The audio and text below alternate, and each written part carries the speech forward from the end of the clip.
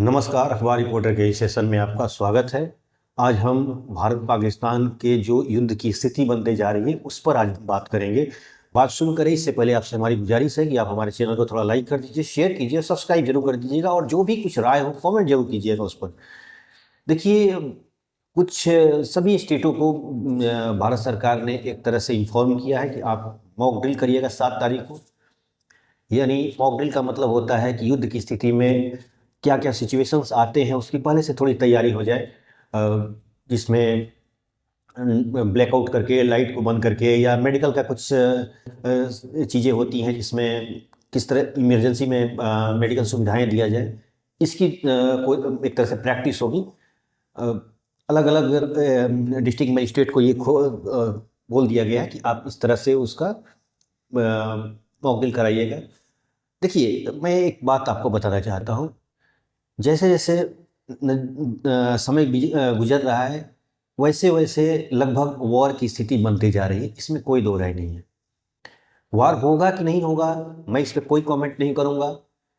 दुनिया की क्या डिप्लोमेसी है वो तो आपको मीडिया के द्वारा मिल ही रही होगी। मैं ये बताना चाहता हूँ कि बहुत सारे लोगों के दिमाग में ये सवाल जरूर होगा कि पाकिस्तान कौन कौन से एरिया पे हमला कर सकता है। बहुत सारे लोगों ने हमको फ़ोन भी किया था कि जो हमारे जान पहचान के लोग हैं, तो मैं आप ये कंफर्म हो जाइए कि ये पाकिस्तान का मैटर है। पाकिस्तान कहाँ हमला करेगा, क्या वो प्लान कर रहा है, ये किसी को जानकारी नहीं है। जो मीडिया खबर आ रही है सब कुछ संभावनाओं के आधार पर है, कोई कंफर्म नहीं है। दूसरी चीज़, एक कुछ प्रिकॉशन आपको मतलब कुछ सावधानियां बरतनी होगी। अगर लड़ाई छिड़ती है तो सबसे बड़ी चीज़ कि पैनिक मत होइए, घबराइए बिल्कुल नहीं। अगर कभी ऊपर से फ्लाइट वगैरह चाहे एयरक्राफ्ट गुजरता हुआ नजर आए तो पर ही पैनिक मत होइए, क्योंकि हो सकता है कि अपने ही देश का कोई फाइटर प्लेन हो गुजर रहा हो। तो आप वैसे सिचुएशन में गवर्नमेंट का जो निर्देश है, गवर्नमेंट की जो सरकार बताएगी उसके हिसाब से फॉलो कीजिएगा। अगर ब्लैकआउट हो जाता है, होता क्या है कि लड़ाई के समय बिजली काट दी जाती है, डार्क कर दिया जाता है पूरी तरह से, तो उसमें आपको कुछ ध्यान देना होगा। अगर आप किसी वजह से आपको शहरों में गए हुए हैं और आपके पास बाइक है या कार वगैरह है तो प्लीज़ अपने लाइट को, गाड़ी का लाइट को ऑफ कर दीजिएगा। गाड़ी स्लो चलाइएगा ताकि एक्सीडेंट ना हो, एकदम स्लो, ताकि किसी थोड़ी लेट ही सही लेकिन अपने जहाँ पर जाना चाहते हैं गंतव्य स्थान तो वहाँ पर सुरक्षित पहुँच जाए। लेकिन लाइट का यूज मत करिएगा।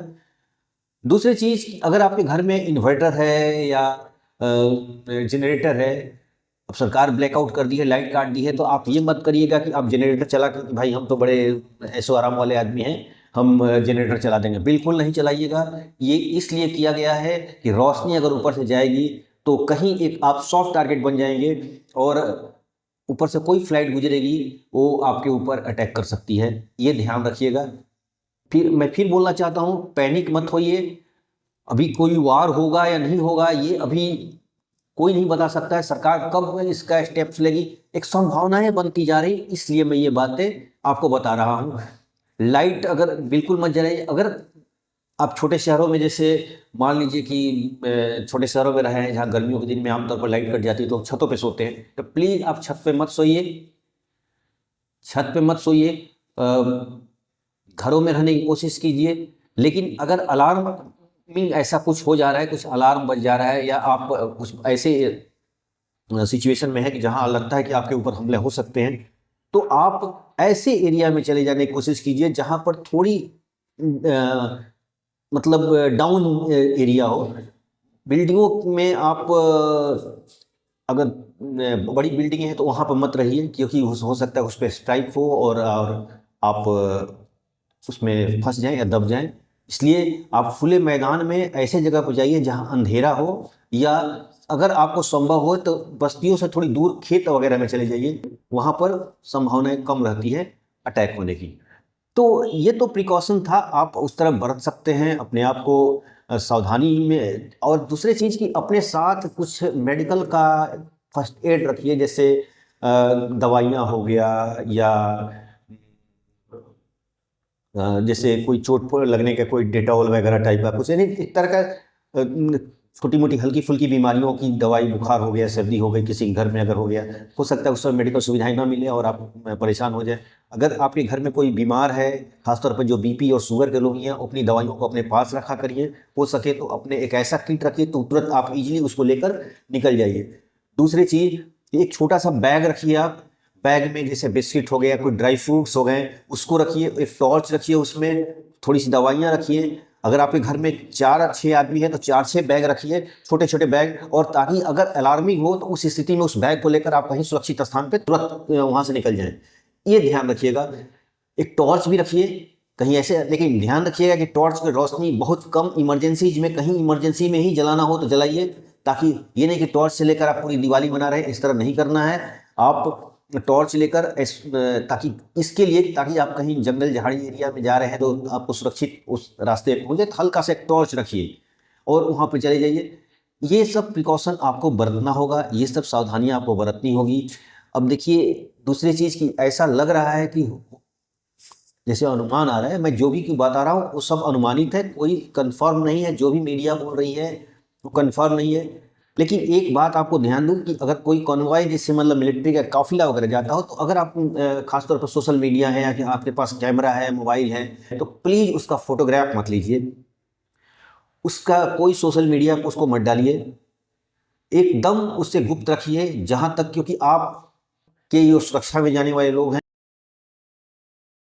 और दूसरी चीज़, आपको एक और सावधानी बरतनी होगी कि कहीं भी अगर कोई अनजान या कोई इस तरह का अनवांटेड लोग नजर है जिस पे आपको संदेह हो कि ये लोग कुछ, इनकी हरकतें कुछ अजीब है, तुरंत पुलिस को इत्तला कीजिए। और कुछ भी लावारिस सामान अगर गिरा मिले, जैसे कोई इलेक्ट्रॉनिक सामान हो गया, मोबाइल वगैरह हो गया, तो प्लीज़ उसे छूने की कोशिश ना करिए। हो सकता है कि उसमें कुछ बम प्लांट करके स्लीपर सेल लोग रख के भी होंगे। इस तरह अपनी सुरक्षा खुद भी आप एक तरह से एक, अब कहते हैं ना कि आप एक तरह से एक पुलिस वाले की तरह व्यवहार कीजिए। जरा भी शक हो किसी आदमी पर जो फालतू में बैठा हुआ है या कुछ वॉच कर रहा है या कुछ ऐसे उसकी हरकतें नॉर्मल नहीं लग रही है, तो प्लीज़ उसे पुलिस को फ़ोन कीजिए। तो इस तरह आप एक तरह से पुलिस का सहयोग कीजिए, अफवाहें न फैलाइए, कोई चीज़ के लिए पैनिक ना होइए। इस बात को ध्यान रखिए, अगर कहीं आपको ऐसे कुछ मैसेज मिल जाते हैं जो लगे कि कुछ बहुत बड़ा होने वाला है, उसकी जांचिए, परखिए। बिना जाने समझे किसी को फॉरवर्ड मत कर दीजिए, क्योंकि ये मामला बहुत ही आज बहुत नाजुक दौर से है। हमें ये बातों पर ध्यान देना होगा कि कहीं किसी वजह से अफवाह ना फैले। दूसरी चीज़ कि हमें नहीं पता है कि हमारे पास, हमारे देश के ऊपर किस किस फ्रंट से हमले हो सकते हैं। हो सकता है कि चाइना भी इसमें इन्वॉल्व हो जाए, अभी इस बारे में कुछ जानकारी नहीं है। हो सकता है कि हमारा एक नया दुश्मन पैदा हुआ है बांग्लादेश, उधर का भी कुछ मोर्चा खोल दिया जाए। तो यानी हो सकता है कि भारत 3 फ्रंट वॉर पर लड़ाइयाँ लड़े। तो हमें इस बात को अब ध्यान रखना होगा कि हमें अपने हिसाब से मामले को ठंडा रखना है, कहीं किसी चीज़ के, किसी अफवाहों पर ध्यान नहीं देना है। आगे लड़ाई होगी या नहीं होगी, मैं फिर से बता रहा हूँ, पैनिक नहीं होना है। ये जो कुछ भी है मैं बता रहा हूँ, एक तरह से नॉर्मल चीज़ें होती हैं जो हर देश में वॉर की सिचुएशन में अपने जनता को बताया जाता है। वैसे जो मैं बातें बोल रहा हूँ, सरकार भी अपनी गाइडलाइन जारी करेगी, सरकार भी अपने जो पेपर हुआ या किसी इलेक्ट्रॉनिक माध्यम से सूचना आपको देगी। आप उस सूचनाओं को फॉलो कीजिए, कहीं भी पैनिक होने की ज़रूरत नहीं है, सावधानी बरतने की ज़रूरत है बस। और वॉर के सिचुएशन में घबराना नहीं है। दुनिया में अगर कहीं वॉर होता है तो उससे पहले एक साइकोलॉजिकल वॉर भी होता है, यानी अफवाहें फैलाई जाती हैं। क्योंकि हर देश में स्लीपर सेल होते हैं, हर देश में दुश्मन देश के कुछ लोग होते हैं जो इस तरह के गलतियां करते हैं और जानबूझ के चालबाजियां करते हैं। इससे बच के रहना है। एक सबसे बड़ी चीज़ कि एक आदमी भी एक सिपाही होता है, अपने देश का सिपाही होता है। अपने इजराइल को देखा भी होगा, अक्सर वीडियो देखा कि वहाँ लड़कियाँ बंदूक लेके चलती हैं, गन लेके चलती हैं, हथियार लेके चलती हैं। तो आपको हथियार लेके नहीं चलना है, मैं ये नहीं कहूँगा कि आप हथियार और गोला बारूद लेकर चलिए, लेकिन हिम्मत सबसे बड़ी चीज़ होती है कि साहस। अगर कभी ऐसे वॉर का सिचुएशन आपके शहर में हो जाए तो आप घबराइए मत, क्योंकि आपकी साहस ही हमारे पुलिस वाले को, हमारे जो एजेंसियां होती हैं, जो सिस्टम जो देश को चला रहे हैं, उनको ताकत मिलती है। इसलिए कभी घबराइए मत। खासतौर पे बच्चों को ध्यान दीजिए कि उस समय जो वॉर के सिचुएशन में बच्चे फालतू ना खेलें, फालतू बाहर घर से बाहर ना निकलें, ये भी ध्यान देना होगा।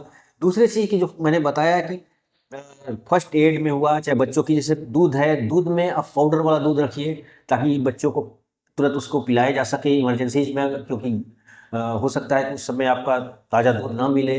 तो उस कंडीशन में आपको बच्चों को दूध पिलाना है तो पाउडर वाला दूध रखिए।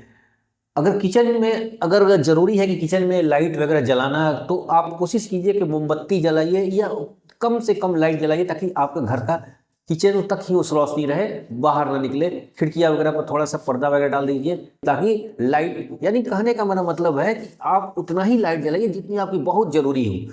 दिवाली नहीं मनाना है। अब हो सकता है कि हम लोग भी अगर वॉर के सिचुएशन हो तो हमें वीडियो में लाइटिंग वगैरह नहीं करना पड़े, और हो सकता है कि हमें उस समय आप वीडियो बनाएं तो उस समय लाइट की क्वालिटी आपकी ख़राब मिले। हम लोग भी कोशिश करेंगे कि हम लाइट ना जलाएं, या आपको जो सूचना देने हैं इस तरह से सूचना दें ताकि थोड़ी लाइट, थोड़ी विजुअलिटी थोड़ा कम भी रहे लेकिन आपको सूचना मिलती रहे। ये हमारी भी कोशिश है।